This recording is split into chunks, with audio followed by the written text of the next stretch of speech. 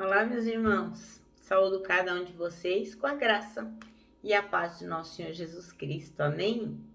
O meu nome é Miriam Anita e eu estou aqui para ler um texto do pastor Paulo Caetano.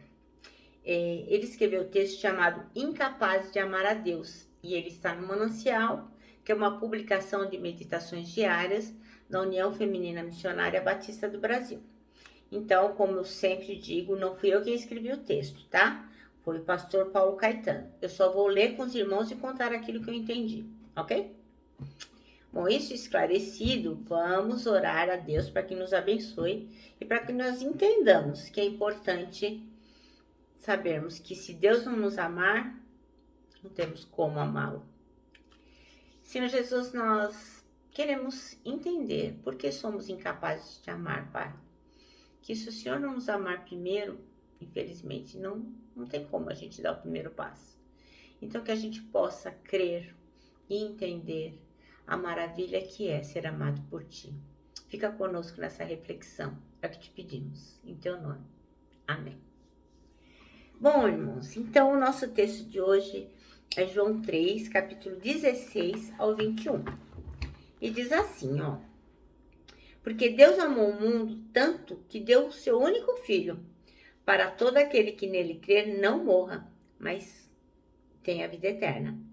Pois Deus mandou o seu filho para salvar o mundo e não julgá-lo.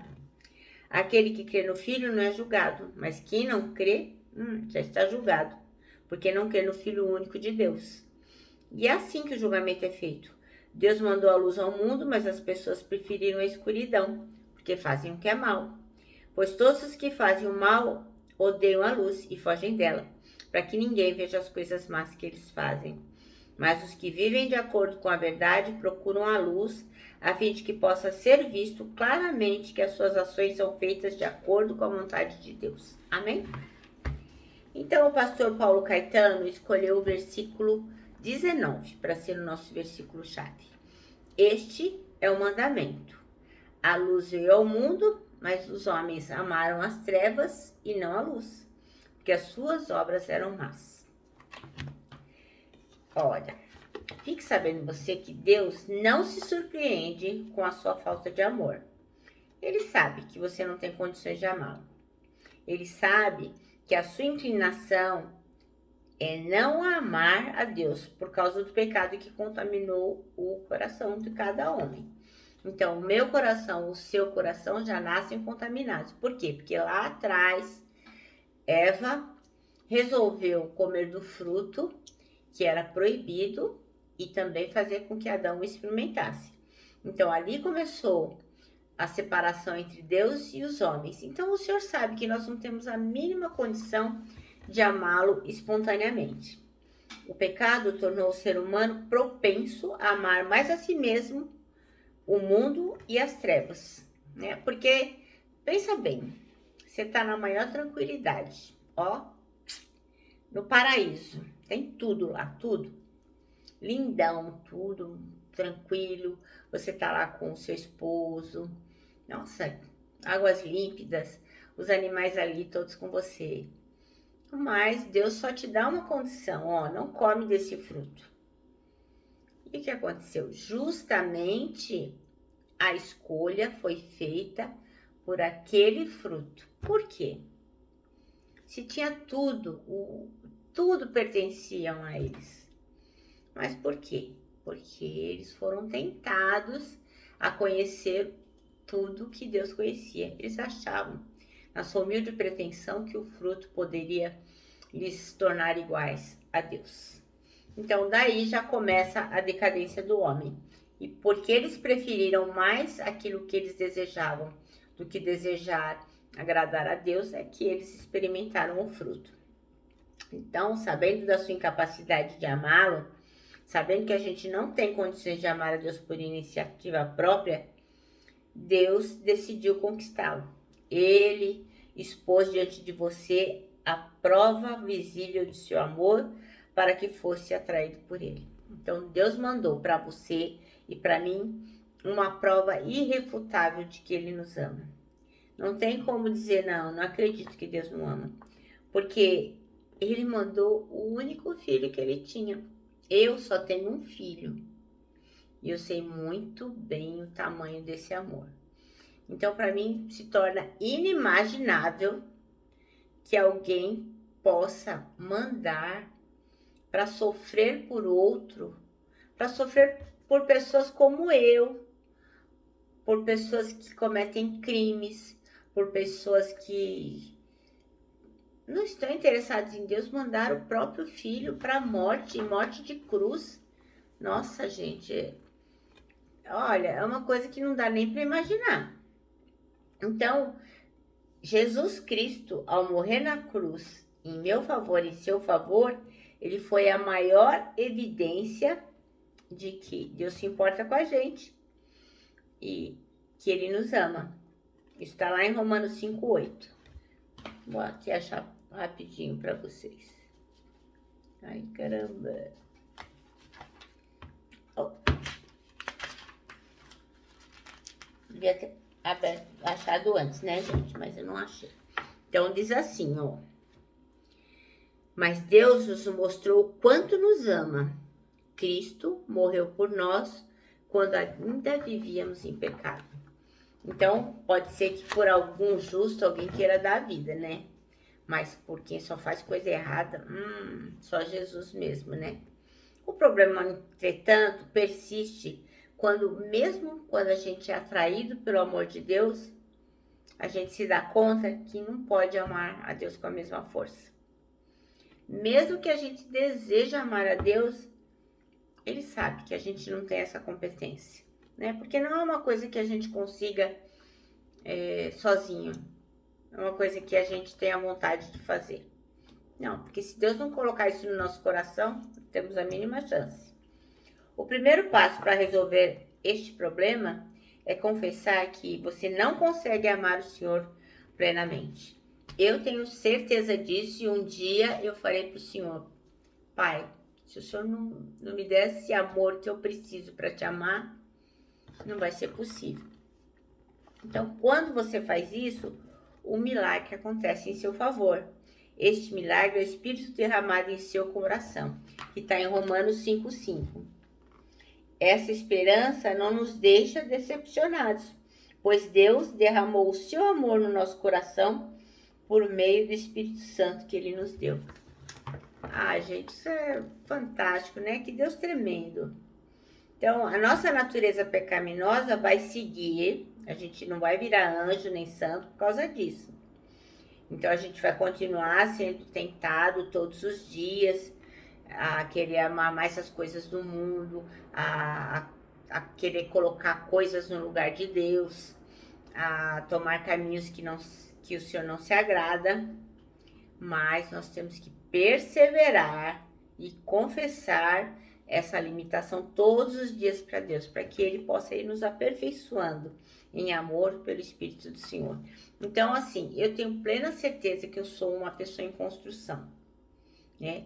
Então, mas mesmo assim eu tenho atitudes muitas vezes arrogantes, tenho atitudes egoístas, que depois o Espírito Santo toca no meu coração e fala, foi mal, não devia ter feito isso. E aí você reconsidera, você pede perdão, às vezes você tem que pedir perdão para o outro, tem que refazer alguns caminhos que você trilhou de modo errado. Mas graças a Deus que o Senhor derramou esse amor no nosso coração e nós podemos fazer isso quantas vezes forem necessárias, porque se nós nos arrependermos verdadeiramente, Ele nos perdoa. É nessa dinâmica que você descobre que amar a Deus sobre todas as coisas é resultado da sua graça em nossa vida todos os dias. Então, logicamente, por amar a cada dia, Deus derrama no nosso coração o amor, a gente vai descobrindo o que Ele tem feito por nós e lembrando a cada minuto que isso é graça. Não é porque a gente merecia, não. É porque o Senhor nos agraciou, nos presenteou com esse amor. Aí você vai entender quando a Bíblia diz que nós amamos a Deus porque Ele nos amou primeiro, como está lá em 1 João 4,19. Então, só aí, através dessa dinâmica de arrependimento, de confessar, de retomar, de procurar se santificar, que você vai entender que Deus nos amou primeiro e é por isso que a gente ama a Deus. Então a gente não tem que ficar carregando as coisas como se nós estivéssemos arrastando corrente, como se tivéssemos que ser toda hora afligido por aquilo que o Senhor já perdoou, entendeu? Porque nós sabemos que nós amamos a Deus porque Ele nos amou primeiro. E aquilo que Ele perdoou, Ele já mandou lá para o fundo do mar, para não se lembrar mais. Eu vou contar uma pequena historinha para os irmãos. Tinha um homem que ele sempre pregava para as pessoas do amor de Deus e que nós somos incapazes de amar a Deus e que Ele nos amou primeiro. E é por isso que se nós confessarmos os nossos pecados, Ele é fiel e justo para nos perdoar os pecados e nos purificar de toda injustiça. Então ele sempre pregava dizendo que as pessoas tinham que entregar para o Senhor todas as coisas que faziam errado e pedir perdão e seguir em frente, não ficar amarrado em mais nada. E um certo dia este homem foi para perto de um rio, ele precisava atravessá-lo e as águas estavam meio revoltas e ele ficou com medo de ir a nado e ele ficou bem preocupado como é que ele ia chegar do outro lado do rio. Ele precisava ir lá fazer algumas coisas. Depois de passar o rio, ele ia passar por uma aldeinha lá e depois ia ter que caminhar pela floresta e ele estava muito preocupado. De repente ele olha no meio dos arbustos lá no meio do mato, o que ele vê? Uma canoa. Nossa, aquela canoa ia salvar ele daquele conflito, daquele problema que ele estava enfrentando. Então o que ele fez? Ele pegou a canoa, colocou no rio, foi remando, remando, remando, chegou do outro lado. Quando chegou do outro lado, são e salvo, ele pegou a canoa e colocou nas costas e começou a andar pela floresta. E as pessoas da aldeia começaram a dizer para ele: nossa, tô entendendo, por que você tá com essa canoa nas costas? Ele falou: não, porque lá no passado, para eu atravessar, essa canoa me ajudou muito. Então eu tenho que carregá-la nas costas porque eu tenho certeza que ela também vai me ajudar a passar pela floresta. Então, irmãos, essa historinha quer dizer o quê? Muitas vezes a gente traz o passado conosco, carregando nas costas coisas que não vão mais nos ajudar. Por quê? Porque o Senhor nos ama e Ele nos capacita a amar. Então, nós não temos que carregar mais nada nas nossas costas.